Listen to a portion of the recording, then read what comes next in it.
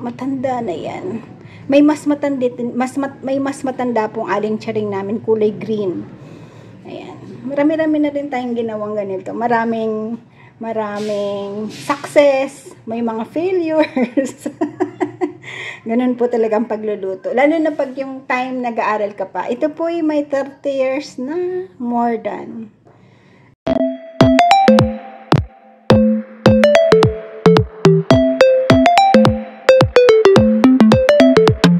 Good morning! Ayan po, tayo ay naghahanap ng uulamin today. Tapos nakita ko po ito, napakalaking balot pa dito sa freezer. Kaya unahin natin siya. Ito po yung lamang loob na pwede nating gawing kilawin or pwede nating gawing bopis. Yan. Yan na po ang naisip ko. Tapos ito po pala, meron pa kaming ulo ng lechon. Ayan. Ano po yan dapat papadala kay Ate Yis? Kay Ate Eunice. Nung pumunta sila, yung cousin ko po. Hindi naman napadala. Yun ang problema po pagka yung busy-busy. Nakalimutan po padala. Kanya dapat po yan eh. Di bali dyan na lang po yan. Pag tayo ay nagka-oras, lulutuin natin yan. Yan, medyo bumababa-baba na po yung stocks natin. Nagtatanong po daw si brother kung may fish pa. Sabi ko, may shrimp pa po kasi. Tapos may sapa. Tapos ito pa isa. Yan, pag naubos yan, pwede Tapos may ganito po pala kami. I think from parang galing kay Kabono ata ito. Ayan. Sa tingin ko na po siya, nababad na, no? Ayan, yung mga kailangan nating maluto. Yan. Ayan na po. Si Daddy po, di naman dito magla-lunch. So, kami ni Mama, sap-sap. Okay na kami mamayang tanghali. Sap-sap. Tapos may natira po kaming ginataang malunggay kahapon. Tapos, sap-sap lang kami. Yan po ito. Yan, sap-sap siya. Kaya, mamaya, kahit ito, mamayang ko na siya maluto. Medyo malate yan, okay lang po. Tapos, so sad. Kahapon po, di ba, pasta kami. Nakalimutan ko po to initin. Tapos, di ko na ilagay sa ref. Medyo nag-moist na. Ang gagawin ko na lang siyang fermented rice for the garden. Gagawin ko po yan. Pag na-ferment na siya, lalagyan natin siya ng, manghihingi po ako kay Ate Raquel. Pasabi ako kay brother na hingi ako ng mga yung mga hasang po, para makagawa tayo ng, maganda po yun na pangdilig sa mga halaman. Yun na po. At least magagamit po natin, di ba? Hindi, ayan po, nagpalit ako ng mga beddings namin. Sabi ko kay Mama, papalitan ko din yung sa kanya. Kala ko si Mingming ando na naman. Sabi, susunod na, sa labas na tayo matutulog. Hindi naman, sobra. Daddy, alam mo ba, meron na namang pusa? Oh my God. Ha? No. Paano gagawin natin, Daddy? 3 maliliit ang lilinggit. Oh, tawala, please. Joke! Joke lang. Talagang ako pinagpipray ko po.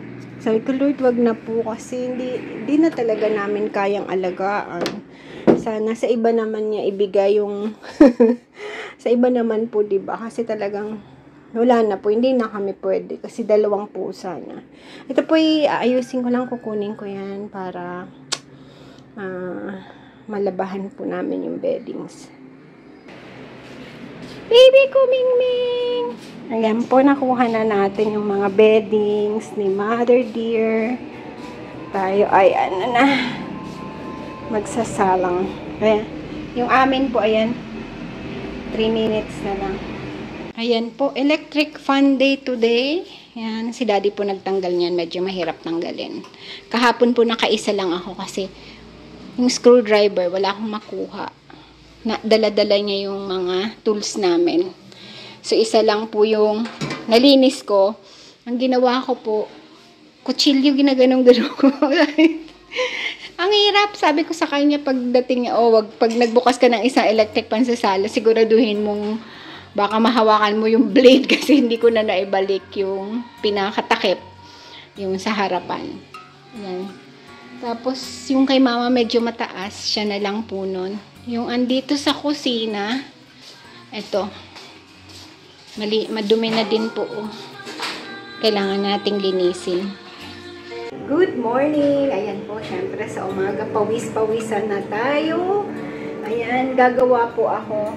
Ayan, gagawin ko na po to, yung ating parang medyo mapapanis ng rice. Lalagay ko lang po yan dito. Tapos tatakpan ko siya. Konting water, tapos tatakpan ko siya. Paaamagin ko siya. Tapos yan, lalagyan natin siya ng mga hasang ng isda. Yun. Tapos nun, pag na-ferment siya ng ilang days, pwede na natin siyang gawing pang dilig ng ating mga halaman. Yan. Sayang po kasi.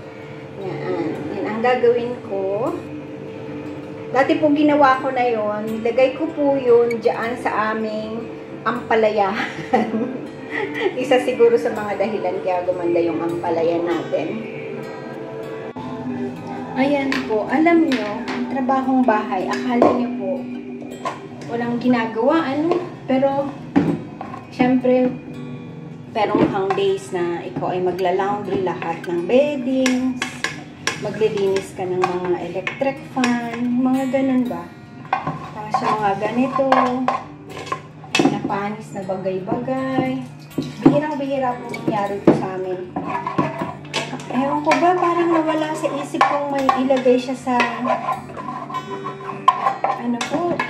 hindi ko siya nailagay sa ref kagabi. Kasi hindi pa nainit. Yan, nag-moist na siya. Kasi tanghali pa po rice ng tanghali. Hihinayang ako. Sabi ko, dapat gagawin ko po siyang, bibilad ko siya, gagawin nating pop rice. Kaya lang, pag magpa-pop rice tayo, di sugar. sugar. Sabi ko, wag na. Ito na lang po. At least magagamit natin ito sa ating garden. Dito lang po sa loob. Kasi mainit ngayon masyado sa garden. Walang lilim Walang lilim sa garden. Nilagay ko lang po yan dyan. Tapos ang takip ko po nito, ngayon tatakpan ko siya ng maigi. Dati pong lalagyan ng pepper to Maigi siya. Tapos after mga 2 days, bukas 24 hours bubuksan ko siya. Kasi po yun, magpe-ferment na siya. Kailangan. Tapos yan, after 3 days, medyo luluwagan ko siya ng kaunti para makalabas po yung pinaka-gas niya. Kasi baka po, sumabog. Hindi naman siguro. Pero ganun po talaga. Kailangan niya ng hingahan ng kaunti. Pwede din to sa jar. Kaya lang, mabigat po yung jar, diba? Dito ko na lang siya kasi yung ating mata. Kahit pwede na pong magbuhat-buhat, syempre, inaalagaan pa rin natin na hindi talaga siya mapuwersa. Huwag tayong gagamit ng puwersa ng grabe kasi mabuti na po yung nag-iingat. Kasi ang mata pag nasira, kailangan natin ng eye transplant niyan, di ba po? Ayan po, done. 2 more to go. Yan. Yung sa kusina, tsaka yung nandun sa may labas. Yan. Tapos yung mga nasa taas po, bahala na po si Daddy. Pero po yung iba, yung ganitong nasa kwarto namin, hindi ko po yan maibabalik. Siya po ang magbabalik mamaya. Pagdating niya, galing kinalakay. Ayan. Morning, Mother dear. Ilan tayo ngayon sa bahay?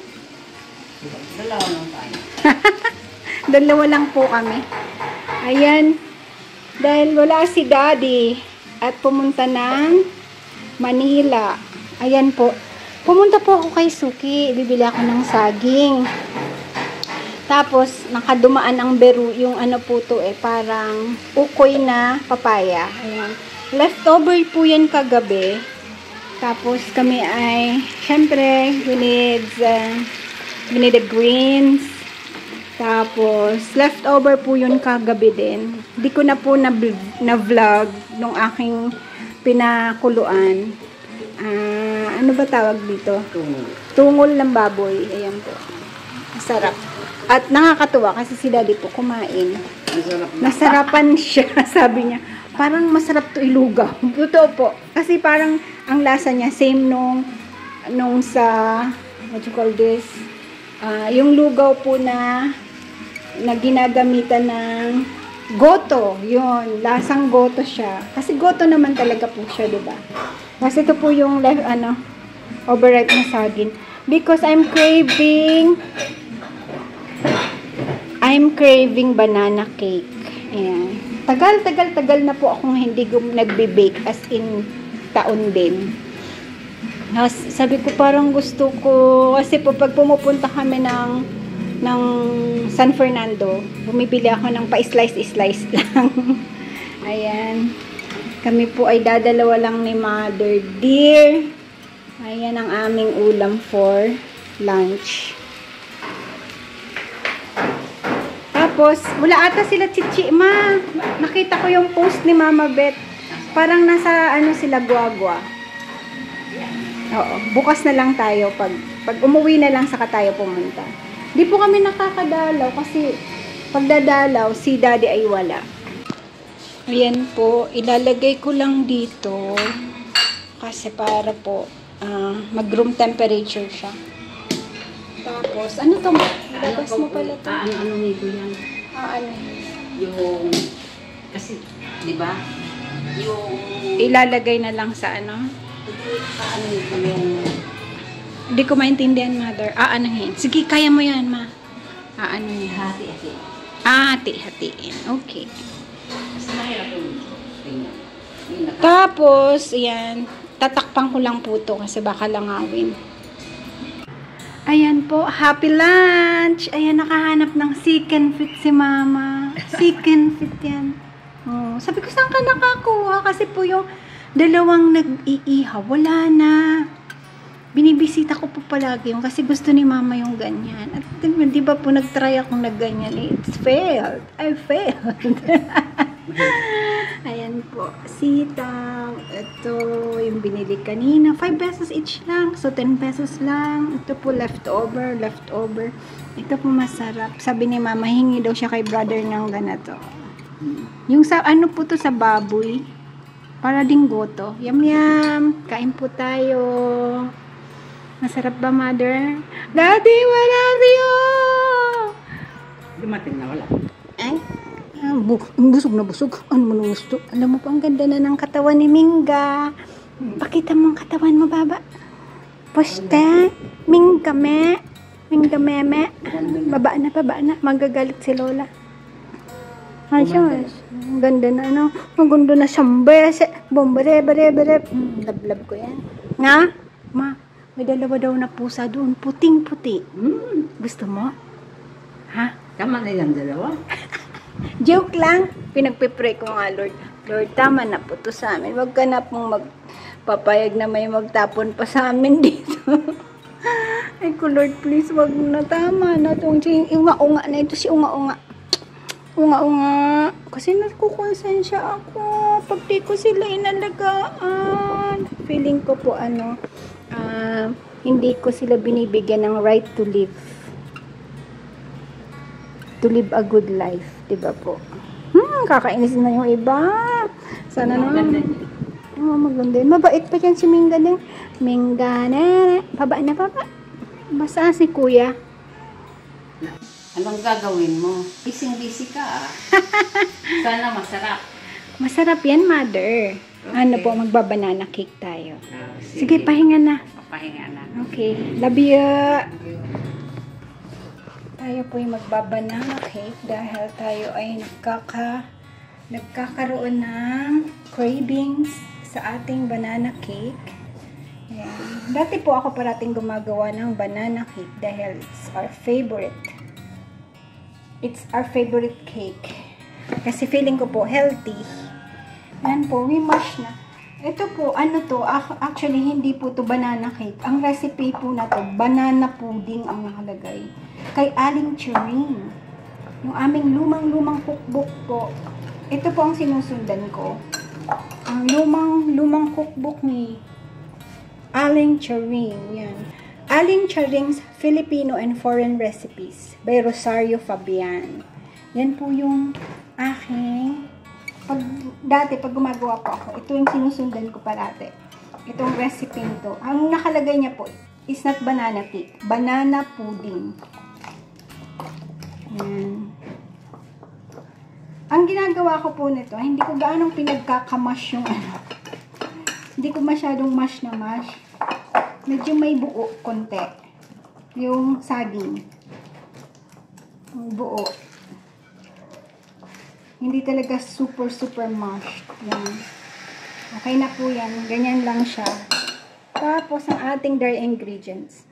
2 cups lang na 2 cups na flour. Yan. 2 cups na po yan. 1 teaspoon na baking soda. Gaganito ko po. Siguraduhin ko lang walang lump. Tapos, ang salt niya is yan. Salt. Yan po yung pinaka-dry ingredients natin. Haluin lang natin siya. Dry ingredients. Tapos, ang wet ingredients natin is ito po, butter. 1/2 cup na butter. Ni-room temperature ko na siya. Tinanggal ko na kanina sa ref para kako mas maganda ang makream natin siya with the sugar. Wala pa naman ako ngayong wala po yung electric na pang beater ko. Ito 1 cup na brown sugar. 1 as in super brown, red brown. Pero, niles ko po siya ng kaunti. Less than the recipe. Kasi, ayoko yung masyadong matamis.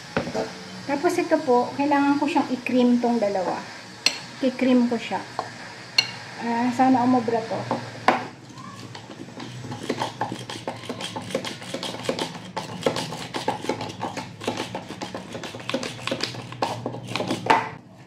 Halo lang natin sila. Yan, tapos alagay ko po yung nalagyan natin siya ng kalamansi. Isang kalamansi.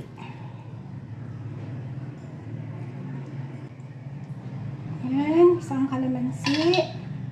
5 tablespoon po na evaporated milk. 2, 3, 4, 5. Pag nag-double ang recipe nyo, isang buo pong ganito ang ginagamit ko.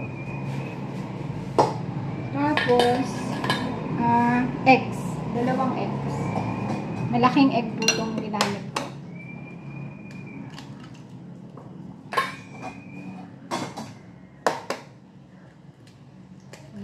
Room temperature na rin. Pareho siya.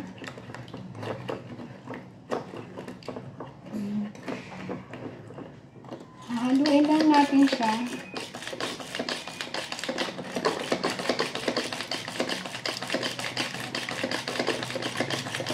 Bibili na nga po ako ng gano'n, yung hand mixer kasi pagka ganitong gusto mong mag-bake ba, nasira po yun. Sabi ni Daddy, bumili ka na lang ng bago. Kasi nasunog po. Nasunog siya.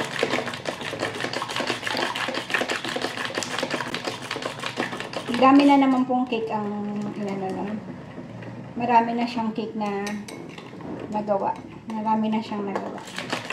Ang ganda din po ganito, may nakakatulong din lang.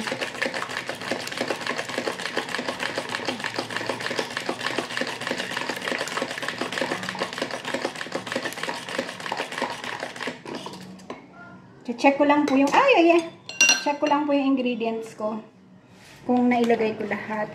Yung lakatan, ito may sugar na to, may butter, may 2 egg, may evaporated milk, may kalamansi.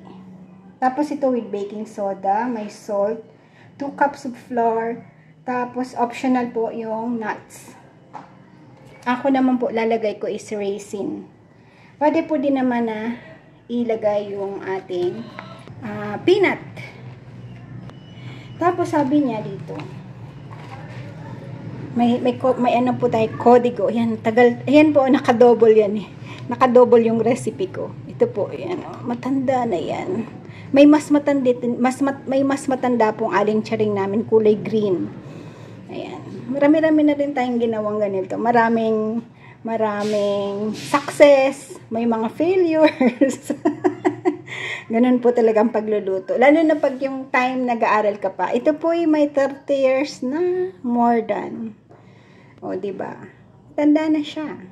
Mas matanda siya kung nanganak ako. Mas matanda siya sa anak ko. Ayan.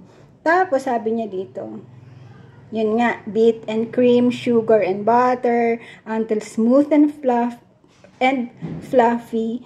Add beaten eggs, milk, calamansi juice. Beat well, ganyan. In a separate bowl, sift dry ingredients, mix together. Yun na yun po yung mga dry ingredients like the all-purpose flour, fine salt, baking soda, tapos lagay daw po natin ating chopped nut, then fold in cream mixture and mashed banana. This one, ilalagay natin dito, ito. Ito, ilagay na natin dito kasi ito, wet ingredients to, considered as wool.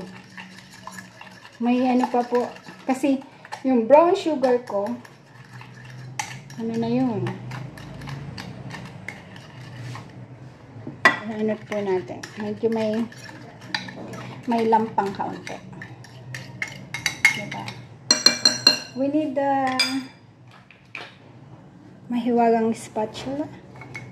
Diba? Dahil matagal na po akong hindi nag-bake. Nanganganay ang ate. Dati po, memorize ko yan kasi parati ko po yung ginagawa. Pag pumupunta po ako ng Lupaw dati, nagdadala ako niyan. Minsan sa Dapitan, nakapagdala na din ako.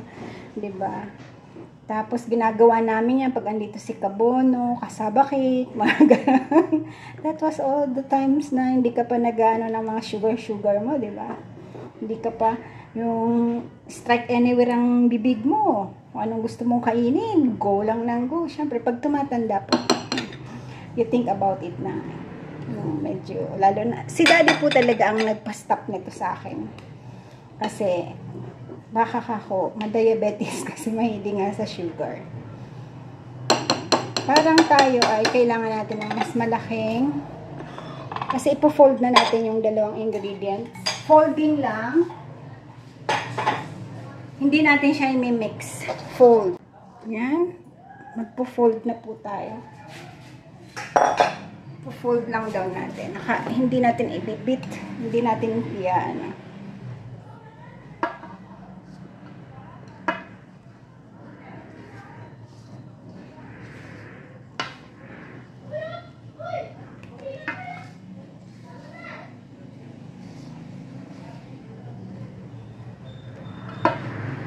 Tapos ito po, maganda, huwag mo muna siyang kainin. Di ba binake mo siya ng hapon? Sa umaga nyo siya kainin. Mas ano po siya, mas, ano ba yun? Mas moist siya. Lagay na natin at mahirapan ako hahawakan ko. Ayan, nangangaray ang ate.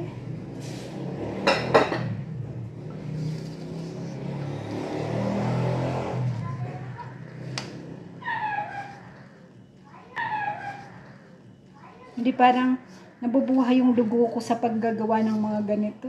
Maano pa akong gumawa ng merienda dati. Masipag. Gumagawa po ako ng, ano ba tawag doon? Mga impa-impanada. Diba? Ganun talaga.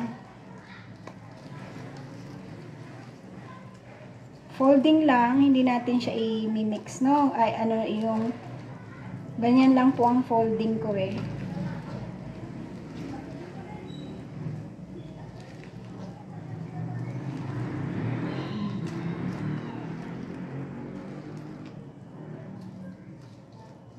Ang ano po daw, ang baking may science daw po ang baking.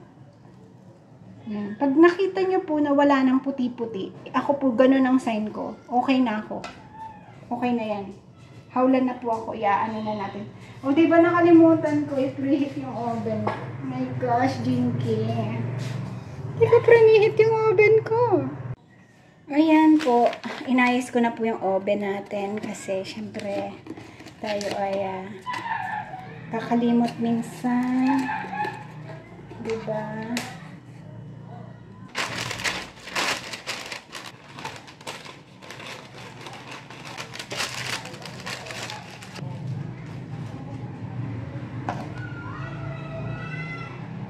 Lagay na po natin yan. Ito po medyo ano lang yan. Medyo malaki po to. Magiging kasi daw po ang pagka ginamit daw ang stainless medyo hindi even ang heat. Yun nga po yung aking mga tiningnan ko po may ano na siya. May kalawang na. Sabi ko hindi na. Stainless na lang gagamitin ko. Dami po kaming ganyan. Yung stainless na ganito. Na ganito. Madami po kaming ganitong stainless. Kaya, ito na lang gagamitin natin. Medyo mababa lang to. Para lang tong pero tataas din siya. Para lang siyang gagawin natin siyang wala po kasi akong maliit na ganito. Na stainless. Puro ganito ang size. Pwede na yan. Dati po pagka gumagawa ako nilalagyan kong Nutella. Diba? Mga noon-noon pang panahon. Though may Nutella po kami dyan. Nalagyan ko po yan ng Nutella. Minimix. Siniswirl ko siya ng Nutella. Masarap. Yan na nga. Dito muna tayo sa pure sa banana cake lang na lagay lang ganyan lang. Hindi ko na po lalagyan ng nuts. Ayos na yan.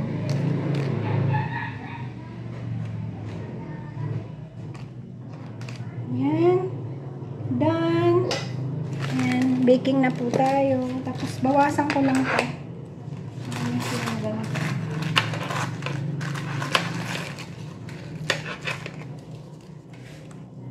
Ito pong mga tray na to galing pa nung nag-Taiwan si Timmy. Yan, mga dala-dala niya po yan. Dahil ako po hindi gaano mahilig sa yung gamit na madami. As you can see, watch niyo po yung mga things na nabay ni Timmy all through this year sa mga yard sales. Makita niyo po ang dami. Ayan, watch niyo po ang ating mga kapatid na nagba-vlog din. Titingnan ko natin yung temperature niya. At least 175. Hindi pa. Yan. Kailangan naka 175 siya. Sinisilip ko lang po yan. Hindi pa po. Maya-maya. Yan. Tayo mag-ano po ng diba? Yung nag-bake ka ng isa, tingnan nyo kung hugasin. Wow! The hugasin is so many.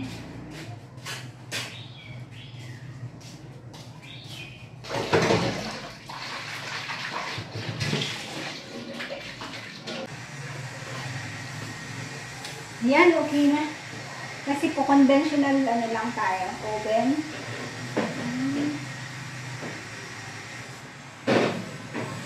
Okay. I put a bain-marie for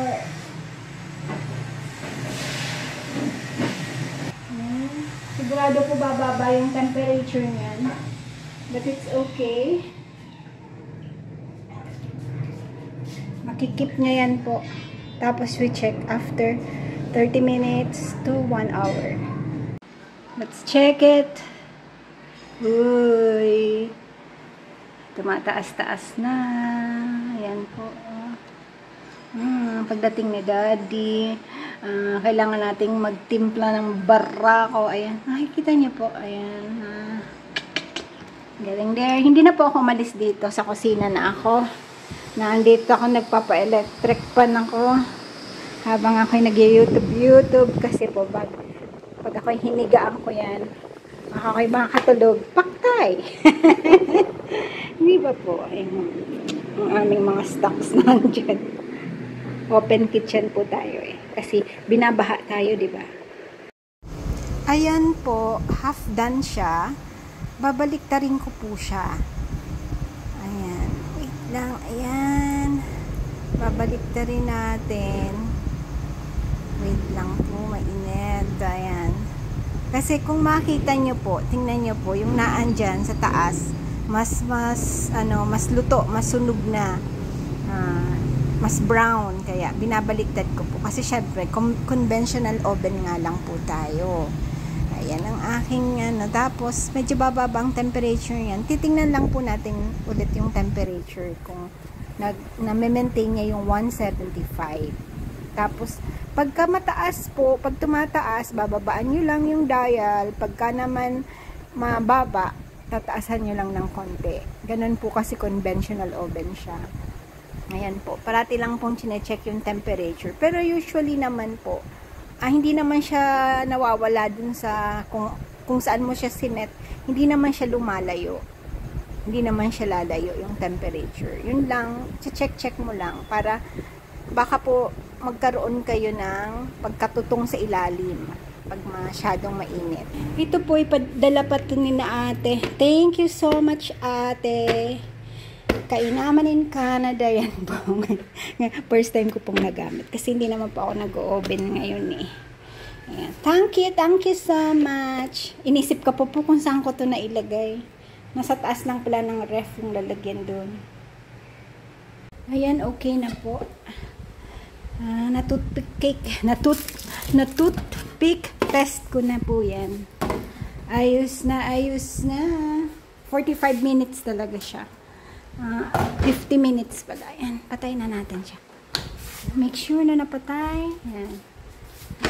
Ayan po. Tapos, ito po, hahayaan ko lang siya. At ayan po, ang linis na. Ayan. Ayan. Hopefully, hindi totong tamang-tama. Hindi siya sunog. Ayan. Ayan. Kaya po, kailangan ko siyang baliktarin. Ngayon po, tingnan nyo, nag-even yung kulay. Kaya binabalik siya. Halfway, binabaliktad ko siya. Ayan po. Malinis. Nothing in it. Ayan. Ay, bumiyak nung ginanon ko. Ayan po. Tapos hahayaan ko lang po yan mag-cool hanggang umaga na. Bukas na namin yan po titikman para mas mag-moist siya. Pansin po yun namin pagka yung hindi namin agad siya kakainin, mas nagmo-moist yung cake. Yan. Okay na po tayo. Yan ang ating madadat na ni Daddy bukas na almusal. Mayayam-yam na naman ang daddy ko. I miss you, Dad. I love you. Ingat ka. Pray. The best time to show love is when life is forcing you to show hatred. Thank you for watching. Please like, subscribe,